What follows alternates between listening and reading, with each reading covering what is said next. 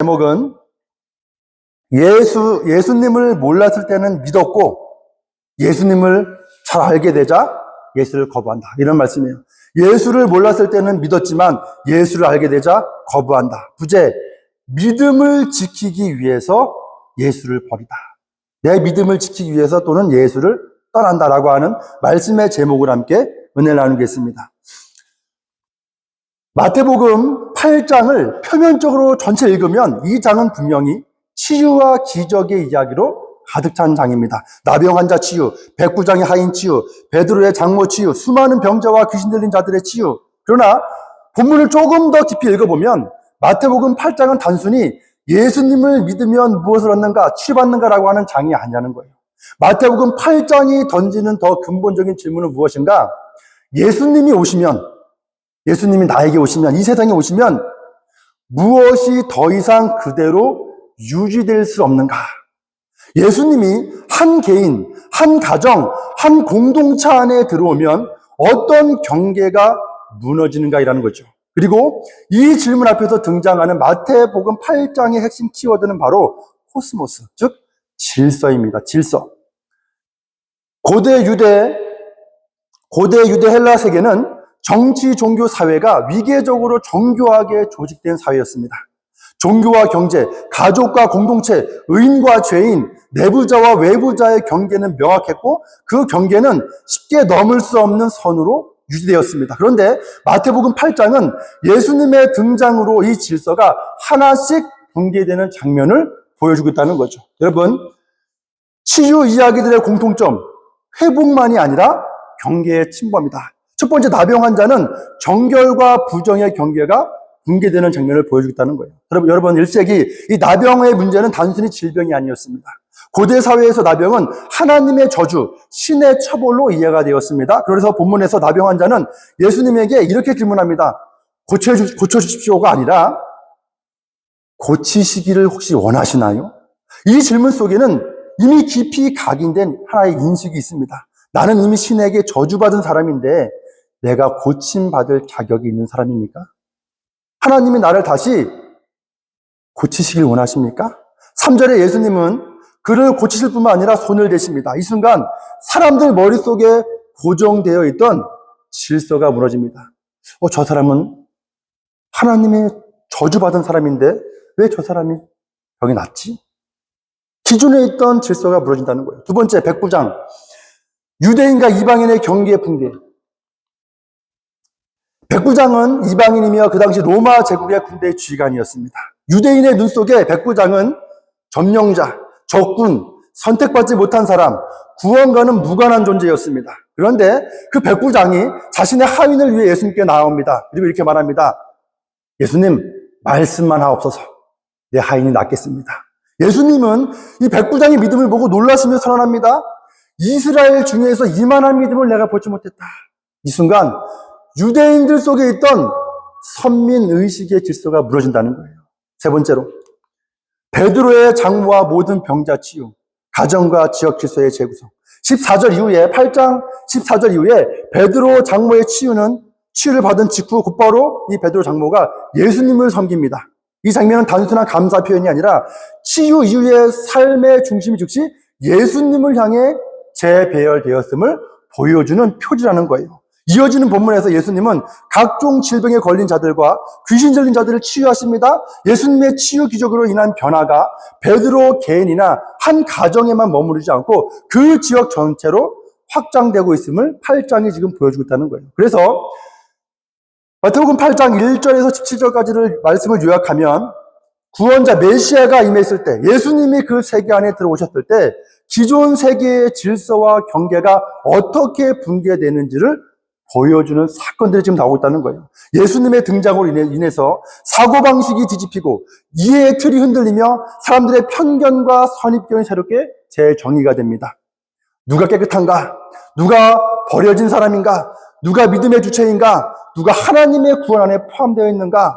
이 모든 질문이 다시 쓰이기 시작된다는 거예요. 그러면서 이어지는 이야기, 18절부터 이어지는 이야기는 우리에게 조금 더 깊은 질문을 우리에게 주고 있습니다. 그러면 그런 기존 질서를 새로 정립하시는 예수님을 따른다는 것이 무엇을 의미하는지 아는가? 그런 기존 질서를 새로 정립하시는 그 예수님을 내가 따른다는 것이, 믿는다는 것이 무엇을 의미하는지 아는가라고 우리에게 질문하고 있다는 거예요. 여러분, 마태복음 8장 19절에서 22절을 보면 수많은 치유와 기적이 이어진 성공의 정점, 사람들이 예수님을 환영하고 감탄하던 바로 그 순간에 한 사람, 서기관이 앞으로 나섭니다. 서기관은 곧 율법을 연구하고 가르치던 종교 지도자 계층이었습니다. 이 사실은 매우 중요합니다. 서기관은 당시 유대 종교 질서를 대표하는 사람이며 예수님은 바로 그 종교 질서를 정면으로 흔들고 비판하던 인물이었습니다. 즉 말하자면 예수님과 서기관은 둘은 같은 편이 아니라 갈등, 긴장 관계에 있던 존재였습니다. 그런데 서기관이 말합니다. 선생님, 어디로 가시든지 저는 따르겠습니다. 이 고백은 겉으로 보면 정말 매우 훌륭해 보입니다. 공개적인 선언이고 위험을 감수한 용기 있는 결단이며 선택처럼 보인다는 거예요. 그러나 예수님의 반응은 우리의 예상과 다릅니다. 예수님은 이 서기관을 칭찬하지 않으십니다. 오히려 그를 멈추게 하신다는 거예요. 예수님이 이렇게 말씀하십니다. 여우도 굴이 있고 공중의 새도 거처가 있으되 인자는 머리 둘 곳이 없다. 즉 예수님의 이 말씀은 내가 가는 길에는 너가 기대하는 그런 안정된 자리가 없을 수 있다는 거예요. 너가 예상하는 길, 너가 기대하는 방식과 결과, 그리고 내가 상상하는 열매와는 전혀 다를 수 있다는 사실을 미리 알고 나를 따르라는 말씀이라는 거죠. 여러분, 이 말씀은 서기관뿐만 아니라 예수님을 믿으며 따르는 이 시대를 살아가는 우리에게도 동일합니다. 진정으로 예수님을 믿는다는 것, 예수님을 따른다는 것이 무엇인지 정확하게 알고 믿어야 한다는 거예요. 21절, 그 다음에 이어지는 장면은 더 우리의 예상과 벗어나는 모습을 보여주고 있다는 것입니다. 21절, 이렇게 얘기합니다. 주님, 먼저 가서 내 아버지를 장사하게 하옵소서. 사실 이 요청은 인간적으로 너무나 정당하죠. 예수님이라면 당연히 그래, 먼저 가서 너의 아버지 장사 먼저 해라 라고 하며 예수님이라면 당연히 이해해 주시리라 우리는 기대할 수 있습니다. 그러나 예수님의 대답은 단호합니다. 죽은 자들로 죽은 자들을 장사하게 하고 넌 나를 따르라. 예수님은 여기서 단순히 우선순위의 문제를 말씀하시는 것이 아닙니다. 더 근본적으로 존재의 방향을 묻고 계신다는 거예요. 죽은 자들로 죽은 자들을 장사하게 하라. 이 말은 가족과 전통을 무시하라는 뜻이 아닙니다. 이 말씀의 핵심에는 인간 세상과 하나님 나라의 시간과 질서가 충돌하는 지점이 있다는 거예요. 여러분, 우리가 아시는 분도 계시겠지만 인간 사회가 살아가는 시간, 지금 우리가 1시 지금 55분 이 시간을 우리가 흔히 크로노스라고 얘기하죠. 또한 하나님의 나라가 열리는 시간, 하나님의 시간을 우리가 흔히 신학적으로 카이로스라고 우리가 설명을 하고 있습니다. 아버지의 장례는 크로노스의 시간 속에서 가장 중요하고 정당한 사건이죠. 그것을 부정하는 말씀이 아닙니다. 그러나 예수님은 이렇게 말씀하신 것 같습니다. 너는 지금 나를 따라오겠다는 것은 지금 전혀 다른 시간 속으로 들어오려고 하고 있다는 거죠. 예수를 따른다는 것은 교육적으로 무엇이 먼저고 무엇이 나중인가를 배우는 문제가 아닙니다. 그것은 하나님의 시간이 열리는 자리로 들어가는 모습이라는 거죠. 하나님의 시간, 곧 하나님의 구원의 여정이 어떻게 흘러가는지 그 흐름 속에 들어가는 모습이라는 거예요. 이 시간은 우리가 흔히 사용하는 시간, 단순한 일정과 연대기적 흐름이 아닙니다. 우리의 심령 가운데 하나님의 음성이 들리기 시작하는 시간, 하나님께서 우리 안에 임재하시는 시간이라는 거예요. 카이로스. 성경은 이 하나님의 시간이 열리는 순간들을 곳곳에서 반복적으로 증언하고 있습니다. 인류 구원의 여정을 시작하신 예수님께서 세례를 받으실 때 하늘이 열리고 들려온 음성, 마태복음 3장 16절, 너는 내 사랑하는 아들이요 내가 너를 기뻐한다. 스데반이 돌에 맞아 순교하던 순간 하늘 보좌가 열리고 하나님 우편에 서신 예수님을 보며 스데반이 고백하죠. 이들의 죄를 그들에게 돌리지 마옵소서. 사도 바울이 기독교인들을 박해하러 다메섹 도상으로 갈 때 예수님께서 찾아오셔서 사도 바울에게 물으십니다. 왜 나를 박해하느냐? 이러한 사건들은 특별한 사람들에게만 일어난 신비 체험이 아닙니다. 하나님을 진정으로 만나고 믿고 따르던 이들에게 반복적으로 열렸던 하나님의 시간이었습니다. 하나님의 시간, 즉 카이로스의 시간을 살아간다는 것은 곧 믿음의 눈과 귀가 열린다는 뜻입니다. 여러분, 믿음이란 무엇이냐? 하나님에 대한 더 많은 정보를 아는 것이 아니라 내가 살아가는 시간대가 바뀌는 것이 바로 믿음이다. 그리고 예수님은 우리를 바로 그 카이로스의 시간으로 우리를 부르고 계십니다. 여러분, 다시 본문 22절로 돌아가서 예수님 말씀의 본질은 죽은 자들로 하여금 장사하게 하고 넌 나를 따라라. 의무의 순서가 아니라 어디에 생명을 두는가의 문제이며 어떤 시간에 자신을 맡길 것인가의 문제라는 거예요. 카이로스와 크로스가 충돌하지 않을 때는 아무 문제가 없어 보입니다. 하나님의 시간과 세상의 시간이 충돌하지 않을 때는 아무 문제가 없어 보입니다. 그러나 그 두 시간이 충돌하는 순간, 다시 말해 하나님의 일과 세상의 일이 정면으로 부딪힐 때 성경은 우리에게 묻고 있습니다. 그때 너는, 예수님의 말씀이죠, 그때 너는 누구의 시간을 따르겠는가? 이 질문 앞에서 성경의 인물들 그리고 교회의 역사는 하나의 공통된 증언을 남깁니다. 진정한 크리스찬들은 모두가 하나님의 부르심에 하나님의 시간을 따라갔다. 하나님의 부르심에 순종했다는 거예요. 자신이 살아오던 크로노스의 시간이 아니라 하나님의 구원의 시간, 하나님의 계획과 목적의 시간, 카이로스의 시간을 따라갔다는 거죠. 이 카이로스의 시간에 사도 바울도 다메섹 도상에 찾아오신 예수님을 만나고 인생의 목적, 사명을 깨달았습니다. 지금 예수님이 나를 찾아오신 것은 나를 이방인의 사도로 부르시기 위함이구나. 내가 다메섹 도상에서 예수님을 만난 것은 단순한 우연이 아니라 인류 구원을 위한 하나님의 때요, 하나님의 목적임을 깨달았다는 거예요. 그 이후로 사도 바울은 더 이상 크로노스의 시간에 자신을 맡기지 않습니다. 그는 카이로스의 시간의 삶을 살아간다는 거예요. 여러분, 특별히 오늘 예배 가운데 우리가 찬양을 드릴 때, 내가 기도를 할 때, 내가 말씀을 들을 때 우리의 마음속에 하나님께서 주시는 어떤 감동이 있다면, 또는 머릿속에 반복해서 떠오르는 하나님의 말씀이 있다면 그것이 바로 하나님께서 우리 각자를 향해 여시는 카이로스의 시간임을 믿으시길 바랍니다. 그 순간은 우연이 아닙니다. 감정의 흔들림도 단순한 생각도 아닙니다. 하나님께서 지금 이 시간 우리의 삶에 직접 개입하시고 계신 순간이라는 거죠. 그리고 그 음성과 말씀에 순종하는 것이 바로 카이로스의 삶을 사는 것입니다. 크게 무엇을 하라는 뜻이 아닐 수도 있습니다. 작은 결단, 작은 순종, 한 걸음의 방향 전환일 수도 있습니다. 그러나 그 한 걸음이 크로노스의 시간을 살던 삶에서 하나님의 시간으로 들어가는 결정적인 문이 된다는 거예요. 오늘 예배가 끝날 때 그 음성을 흘려보내지 마시기 바랍니다. 그 말씀을 붙드시고 그 감동에, 그 음성에 순종할 수 있기를 바랍니다. 바로 그 자리에서 하나님의 시간이 우리 삶 안에서 시작될 것입니다. 여러분, 마태복음 8장 22절에서 너는 나를 따르라는 이 부르심은 다시 정리해보면 더 나은 삶으로의 초대가 아니라 전혀 다른 시간 속으로 들어오라는 예수님의 초대임을 우리는 꼭 기억할 수 있기를 바랍니다. 곧이어 등장하는 23절에서 27절의 이 갈릴리 바다의 풍랑 사건은 마태복음 8장에서 결정적인 전환점입니다. 지금 제가 마태복음 8장 전체를 제가 좀 통으로 지금 연결해서 지금 해석하고 있는 거예요. 곧이어 등장하는 23절에서 27절의 갈릴리 바다의 풍랑 사건은 마태복음 8장에서 결정적인 전환점입니다. 앞선 장면들에서는 예수님의 권위는 병을 고치고 귀신을 쫓아내는 존재였습니다. 그러나 이제는 대상이 바뀝니다.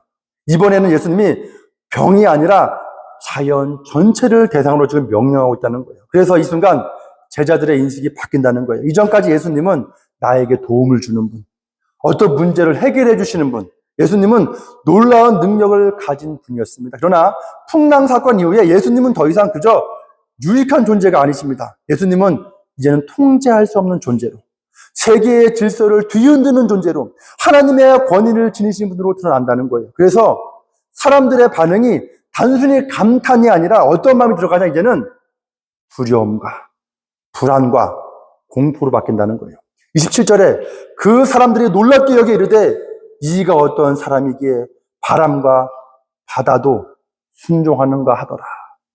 여러분, 그래서 이런 마음이 있다는 거죠. 이분이, 이 예수님이 지금 우리와 함께 계신다는 것이 과연 우리에게 안전한 일인가? 두렵도다. 갈릴리 바다의 풍랑 사건에서 중요한 신학적 전환이 여기서 일어납니다. 여러분, 치유자는 환영받지만 통치자는 위협이 된다는 거예요. 치유자는 환영받습니다. 문제 해결자는 반갑습니다. 도움을 주는 존재는 필요합니다. 그러나 나를 통치하는 자는 또 다르다는 거예요. 통치자는 지존 질서를 건드립니다. 인간의 통제 영역을 침범합니다. 세계를 재편성할 권위를 가진다는 거예요. 그래서 예수님은 병을 고치실 때는 환영을 받았지만 자연을 다스릴 때부터는 두려움의 대상으로 변했다는 거예요. 이 지점에서 예수님께서 풍랑을 잠잠케 하신 순간 예수님은 치유자를 넘어 혼돈 위에 서서 세계를 다스리는 통치자로 드러나 점점 두려움의 대상이 된다는 것입니다. 여러분, 그 다음에 중요한 부분이 나와요. 좀 더 본문을 읽어보겠습니다.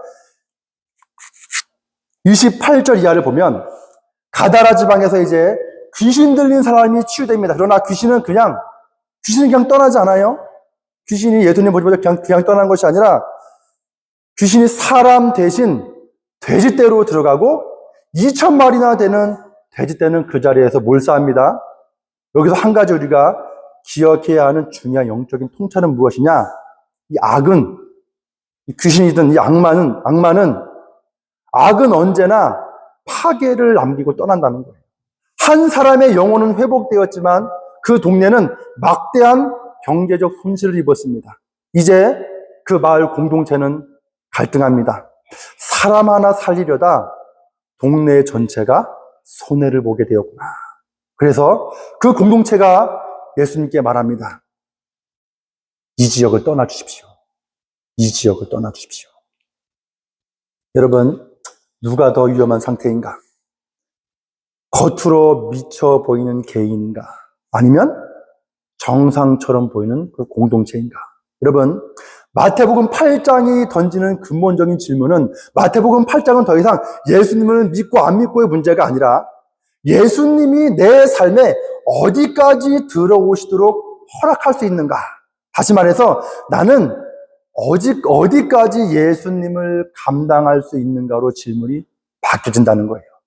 예수님은, 여러분 기억하십시오. 예수님은 내가 속한 세계를 그대로 둔 채 불편을 일으키지 않고 조용히 머무를 수 있는 분이 아니십니다. 제가 다시 한번 읽어드릴게요. 예수님은 내가 속한 세계를 그대로 둔 채 불편을 일으키지 않고 조용히 머무를 수 있는 분이 아니십니다. 예수님은 내가 요청한 문제만 해결해 주는 분이 아니라 내가 문제라고조차 인식하지 못했던 영역까지 드러내시고 고치시며 재편하시기 위해 내 인생 깊숙이 개입하시는 분이라는 사실을 꼭 기억해야 한다는 거예요. 여러분, 우리는 보통 이건 참 문제야, 이게 좀 근심이야, 걱정이야 라고 하는 이 문제라고 생각하는 것만 주님께 가져와서 우리가 기도합니다. 그러나 마태복음 8장이 보여주는 예수님은 우리가 문제라고 여기지 않았던 것들까지 예수님 보시기에 그것이 문제면 문제로 다 드러내신다는 거예요. 내가 의지하던 것, 나에게 유익을 주던 구조, 나를 보호해 주던 질서, 오히려 이건 괜찮다고 여기던 부분까지 예수님 보시기에 고쳐야 할 것이라면 예수님은 그 부분도 건드리신다는 거죠. 그래서 예수님을 믿게 되면 우리는 예상치 못하게 예전에 없던 불편함과 불만이 생길 수 있습니다. 예수님을 믿게 되면 오히려 예전에 없던 불편함과 불만이 생길 수 있다는 거예요. 왜냐? 없었던 신앙생활에 불만이 생기고 요구하지 않았던 변화가 시작되며 예수님을 믿음으로써 손대지 않았으면 좋겠던 내 삶의 영역이 흔들릴 수 있다는 거죠. 예수님은 내가 보기에 도움이 필요한 부분만 관여하는 분이 아니라 내 삶 전체를 재편하시는 분이다. 그래서 마태복음 8장은 우리에게 이렇게 묻습니다. 예수님은 내 인생의 문제 해결사인가 아니면 내 인생의 주인인가? 그리고 이 질문 앞에서 그 누구도 중립지대에 있을 수 없다는 거죠. 여러분, 여기서 크리스찬들이 반드시 넘어야 할 하나의 결정적인 믿음의 문턱이 등장합니다. 아이러니하게도 이 믿음의 문턱은 믿음이 부족해서 생기는 문제가 아닙니다. 오히려 그 반대입니다. 예수님을 믿는다는 것이 무엇인지 너무 잘 이해했기 때문에 발생하는 문제라는 거예요. 신앙생활을 하다 보면, 우리가 신앙생활을 하다 보면, 신앙의 연륜이 쌓이고, 신앙의 경험이 쌓이다 보면, 쌓여서 어느 지점에 이제 도달하게 됩니다. 신앙의 내 믿음의 정도가. 그때의 문제는 어떤 문제가 발생하냐? 더 이상 믿을 수 있느냐, 없느냐의 문제가 아니라, 그 순간의 질문은 나는 이제 여기까지는 믿겠다. 그러나 그 이상은 허락할 수 없다. 이 상태가 생긴다는 거예요. 이것은 불신앙이 아니라 믿음을 의도적으로 유보하는 상태라는 거죠. 내 인생을 전적으로 예수님께 맡기는 문제가 아니라 어디까지 맡길 것인가를 내가 결정하겠다는 태도라는 거예요. 그리고 바로 이 지점에서 대다수의 크리스찬들이 예수님을 거부하기 시작합니다. 이것이 바로 오늘 본문 후반부에 가다라 마을 사람들의 모습이었다는 거예요. 그들의 태도는 분명했습니다. 예수님이 우리에게 도움을 주시는 분이라면 괜찮다. 우리의 요청에 응답해 주시고 우리의 질서를 존중하며 조용히 머물러 주신다면 문제없다. 그러나 예수님이 이 마을을 자신의 뜻과 방식으로 통치하려 하신다면 그것은 용납할 수 없다. 왜냐하면 예수님의 통치가 시작되면 무엇이 무너질지, 내 인생에서 내가 무엇을 내려놓아야 할지 그들은 알고 있었기 때문입니다. 그래서 그들은 예수님께 말합니다. 이 지역을 떠나주십시오. 여기를 떠나주십시오. 나를 떠나주십시오. 여러분, 이 시대에도 동일한 지점에서 많은 크리스찬들이 걸려 넘어집니다. 겉으로는 수많은 이유를 열거합니다. 상황이 어려워서, 상처를 받아서, 교회가 실망스러워서, 시간이 없어서, 현실이 버거워서. 그러나 모든 설명 아래에 있는 진짜 이유는 하나입니다. 이건 내가 감당할 수 없는 흔들림이다. 예수님이 내 삶을 도와주시는 것까지는 괜찮다. 문제를 해결해 주시고 위로해 주시고 필요할 때 힘이 되어 주시는 예수님이라면 내가 환영한다. 그러나 내 삶의 구조 자체를 흔들고 내가 붙들고 있던 기준과 질서까지 바꾸시려 한다면 대다수 크리스찬들은 그 지점에서 멈춰 선다는 거예요. 그리고 그 지점에서 흥미로운 영적인 현상이 발생합니다. 무엇이냐? 믿음을 버리진 않지만 예수는 밀어낸다는 거예요. 믿음은 버리지 않지만 예수는 밀어낸다. 겉으로는 여전히 믿음을 말하고 여전히 믿는다고 고백하며 여전히 종교적 언어를 사용합니다. 그러나 그 믿음의 중심에는 더 이상 예수가 없습니다. 이때 등장하는 것이 바로 예수 없는 믿음이라는 거예요. 예수 없는 믿음이란 무신론이 아닙니다. 적대적 거부도 아닙니다. 오히려 이렇게 말합니다. 나는 믿는다. 다만 여기까지만 믿는다. 그 믿음은 예수님이 정한 한계가 아니라 내가 허락한 선까지 유효하다. 그래서 결국 그 믿음은 예수님을 믿는 믿음이 아니라 내가 설정한 나 자신을 믿는 믿음이 된다는 거죠. 여러분, 예수님은 주인이 아니라 도움자에 머물고 통치자는 여전히 내가 된다는 거죠. 이 지점에서 신앙생활은 겉으로는 유지는 되지만 본질적으로 변질이 된다는 거예요. 믿음은 남았지만 순종은 사라지고 종교심은 남았지만 주님은 사라집니다. 마태복음 8장은 바로 이 순간을 가장 정직하게 드러내는 장면입니다. 믿음을 잃어서 예수를 떠난 것이 아니라 예수님을 너무 정확히 이해했기 때문에 그분을 감당하지 못하고 떠난 사람들, 그들이 바로 거라사, 가다라의 사람들이었다는 거죠. 그리고 이 이야기는 1세기의 문제만이 아니라 기독교 역사 속에서 반복되어 온 오늘 우리의 이야기이기도 합니다. 오늘 말씀의 제목, 예수를 몰랐을 때는 믿었고 예수를 정확히 알게 되자 이제 예수를 거부한다. 부제, 믿음을 지키기 위해 예수를 떠나고 예수를 버리다. 여러분, 믿음은 도움에서 시작하지만 통치로 나간다는 거예요. 무슨 말씀인가 하면 사실 우리가 말하는 믿음은 대부분 나를 도와주시는 하나님의 차원에서 머뭅니다. 문제가 있을 때 돕고 위기에서 건져주시는 하나님입니다. 그러나 믿음이 하나님의 관점, 즉 곧 하나님의 통치와 주권의 관점으로 깊어지면 상황은 전혀 달라진다는 거예요. 가다라 귀신 들린 사람의 이야기에서 그것이 분명히 드러납니다. 예수님의 능력으로 귀신은 쫓겨갑니다. 그러나 그 귀신은 아무 흔적도 남기지 않고 떠나지 않습니다. 돼지떼가 몰사하는 실질적인 손해와 파괴를 남기고 떠났다는 거예요. 이 장면은 중요한 사실을 보여준다는 거죠. 그동안 하나님이 아닌 다른 힘에 붙들려 있었던 삶은, 그 인생은 그 속박에서 벗어날 때 반드시 감당해야 할 손상과 아픔이 따른다는 거예요. 여러분, 출애굽은 해방이지만 동시에 상실이다. 여러분, 이스라엘의 출애굽도 마찬가지였습니다. 애굽의 종살이에서 벗어나는 것은 분명한 구원입니다. 그러나 동시에 그들은 애굽에서 공급받던 음식, 생활 방식, 문화적 안정까지 함께 떠나보내야 했습니다. 하나님은 그들을 곧바로 안락한 땅으로 데려가지 않으셨습니다. 하나님은 광야로 인도하십니다. 광야란 무엇인가? 아무도 없는 곳에서 하나님의 문화, 하나님의 전통, 하나님의 질서, 하나님의 시스템을 새롭게 세워야 하는 공간입니다. 그래서 출애굽은 항상 불편함, 손해, 상실, 아픔을 동반한다는 거예요. 이것이 바로 하나님 중심으로 재편되는 한 개인과 공동체가 반드시 지나야 할 영적인 현실이라는 거죠. 여러분, 다시 가다라 이야기로 돌아가서, 가다라 이야기에서 더 충격적인 사실은 귀신은 한 사람만 붙들고 있었던 것이 아니었습니다. 그 귀신 들린 사람은 마을 사람들에게 두려움의 대상이었습니다. 조심해야 할 존재, 괜히 건드리면 안 되는 존재였습니다. 그의 존재 자체가 공동체의 질서 안에 이미 암묵적으로 포함되어 있었던 것입니다. 예수님은 그 귀신의 정체가 단일한 악마, 귀신 한 사람, 한 사람의 귀신이 아니라 군대 귀신, 레기온임을 드러내십니다. 한 사람 안에 있었지만 그 귀신의 영향력은 수백, 수천을 묶을 만큼 강력했습니다. 사람들은 몰랐습니다. 그럼 언제 그것을 알게 되었는가? 귀신이 돼지떼로 옮겨가고 수천 마리가 몰사할 때 그 파급력이 현실 속에서 드러났다는 거죠.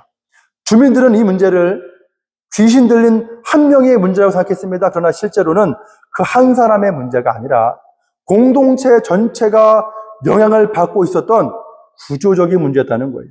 이 관점은 오늘날 기독교 역사와 우리의 현실을 비추는 거울이 된다는 거죠. 수세기 동안의 기독교 역사 속에서 우리는 이 장면을 반복해서 보아왔습니다. 존경받고 헌신적이며 희생적이고 믿음이 좋아 보이던 수많은 믿음의 선배들, 크리스찬들이 어느 순간 갑자기 믿음에서 무너지고 또는 교회를 떠나고 배교의 길을 가거나 무신론, 종교 다원주의, 자유주의 신학, 신앙회의주의, 냉소주의로 옮겨가는 모습을 많이 봤습니다. 아니, 저렇게 잘 믿던 사람이 왜 저렇게 됐지? 교회를 거부하고 예수 그리스도를 거부하고 회의적이며, 여러분, 이 현상은 개인의 일탈이나 도덕적 실패만으로 설명되지 않습니다. 그 배경에는 신앙 교육 자체에 내재한 구조적 문제가 있었다는 거예요. 많은 경우 우리가 신앙 생활의 초기에는, 초신자일 때는 예수님을 기적의 행위자, 치유자, 문제 해결사로 이해하며 우리가 신앙생활을 시작합니다. 이 단계 자체가 잘못된 것은 아닙니다.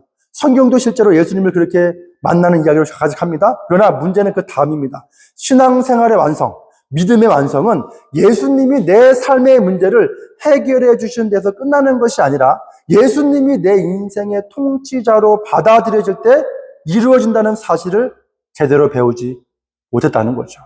그 공백을 우리는 종종 봉사, 헌신, 희생, 헌금이라는 척도로 대신하려 합니다. 신앙의 깊이를, 내 믿음의 깊이를 내가 얼마나 많이 섬겼는가, 얼마나 희생했는가로 측정하는 것이죠. 그러나 오늘 본문에서 예수님이 던지는 질문은 놀라울 만큼 단순하다는 거죠. 너의 봉사와 헌신과 내 희생과 헌금은 참으로 귀하고 칭찬받을 만하다. 그러나 그 모든 것의 가장 깊은 자리에서 모든 봉사와 내 모든 헌신과 내 모든 희생의 정점은 결국 무엇이냐?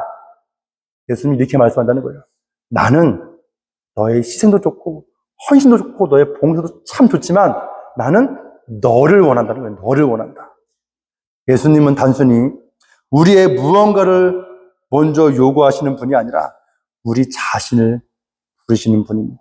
신앙생활의 완성은 더 많은 봉사와 더 큰 희생에 있는 것, 내 시간과 물질과 정신과 감정, 내 인생의 부분을 드리는 것이 아니라 내 인생 통째로 전체를 하나님께 드리기를 하나님이 원하신다는 거죠.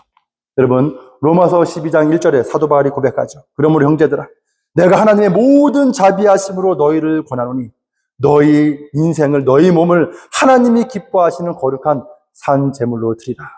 이것이 너희가 드릴 영적 예배입니다. 여러분, 마태복음 8장의 마지막 장면이 보여주는 핵심은 이겁니다.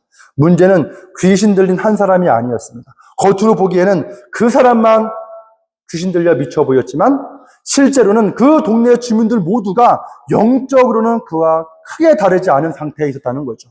그들은 정상적으로 보였고 일상도 유지하고 있었으며 사회적 질서도 잘 작동하는 것처럼 보였습니다. 그러나 그들은 한 사람의 고통을 그대로 방치한 채 그 구조 안에서 아무 문제 없이 살아가고 있었던 공동체였습니다. 바로 그 점이 문제라는 거죠.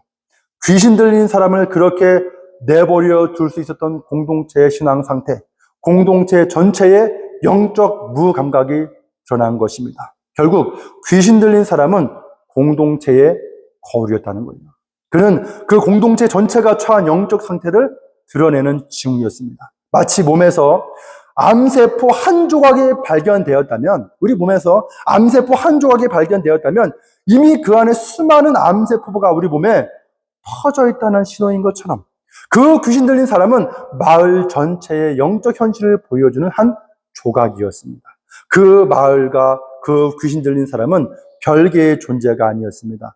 하나의 몸이었다는 거죠. 그러므로 여러분, 우리도 내 안에서 일어나는 작은 영적 징후를 가볍게 여기지 마십시오. 내 가정 안에서, 내 자녀 안에서, 내가 맺고 있는 관계 속에서, 내가 속한 공동체 안에서 나타나는 작은 영적 무감각의 신호를 그대로 방치해서는 안 된다는 거예요. 그 작은 조각이 결코 사소한 문제가 아니기 때문입니다. 그것은 내 삶 전체, 우리 공동체 전체의 상태를 미리 보여주는 축소판일 수 있기 때문이라는 거죠.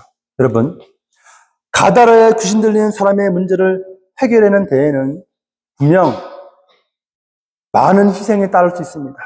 그래서 그 동네 사람들은 그 문제를 알지만 외면하고 미루고 회피하고 싶었을 것입니다. 그러나 그 문제는 언젠가 반드시 다루어야 합니다.